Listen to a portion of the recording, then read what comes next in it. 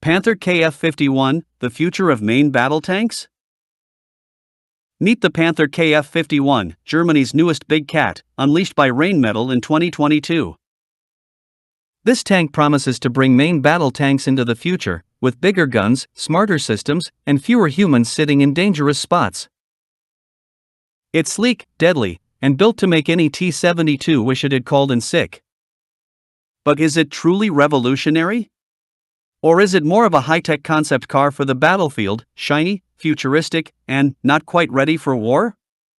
Let's take a closer look. The Panther KF51 was developed as a private venture by Rheinmetall, partly out of impatience with the slow MGCS program. It's meant to leapfrog current MBTs like the Leopard 2, Abrams, and Leclerc. A bold move, like skipping lunch and ordering dinner for breakfast. But here's the catch: while the Panther was presented with great fanfare, as of now, it's still in the prototype stage. It hasn't been fielded, battle-tested, or even mass-produced. Some call it the future of tank warfare, others call it a very expensive PowerPoint with tracks.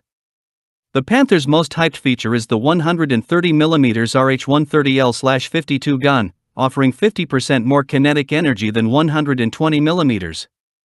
That's impressive. It means better armor penetration, longer range, and more damage. It also has an autoloader, freeing up space in crew. Sounds perfect, right? Well, not quite. The 130mm gun doesn't yet have widespread ammunition compatibility. Most NATO logistics chains are built around 120mm. Introducing a new caliber means retooling the entire supply chain, and in wartime, that's not just inconvenient, it's dangerous. Plus, its autoloader carries only 20 rounds. Against modern threats and in prolonged engagements, that might not be enough unless you're retreating to resupply more often than shooting. The Panther features a modular armor package, active protection systems like Trophy or ADS, and a crew capsule that separates the humans from the turret. All good things. But here's a red flag: it hasn't been tested in combat. No battle data, no real-world stress tests.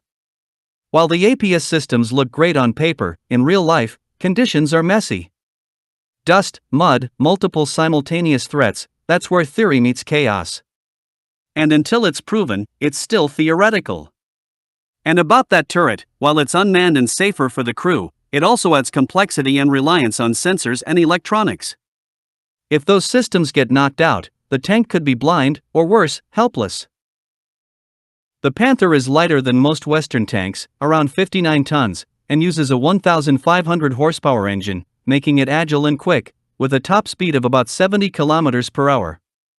So what's the issue?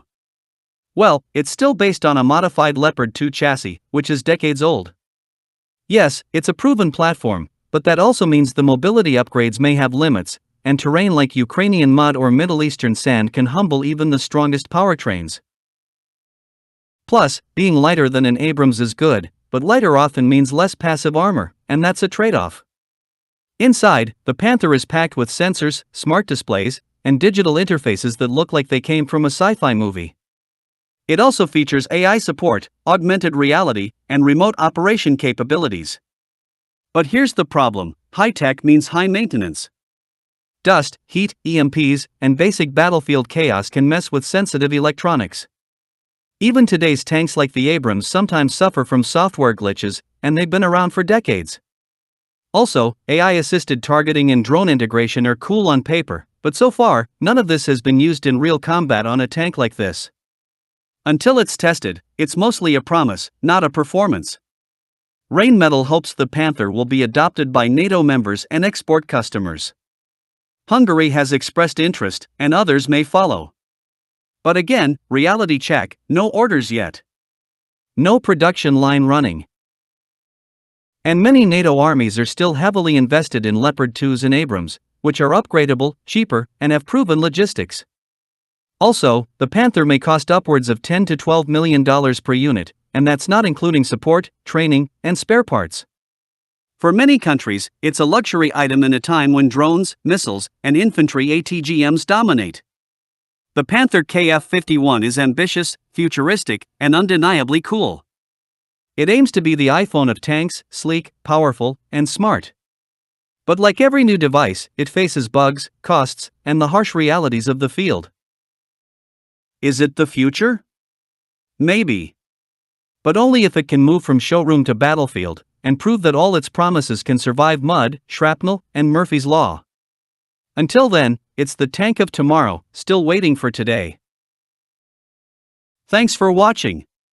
Smash that like button like a 130mm shell, subscribe for more balanced reviews, and tell us in the comments, is Panther KF51 a true game changer, or just a tech demo on tracks?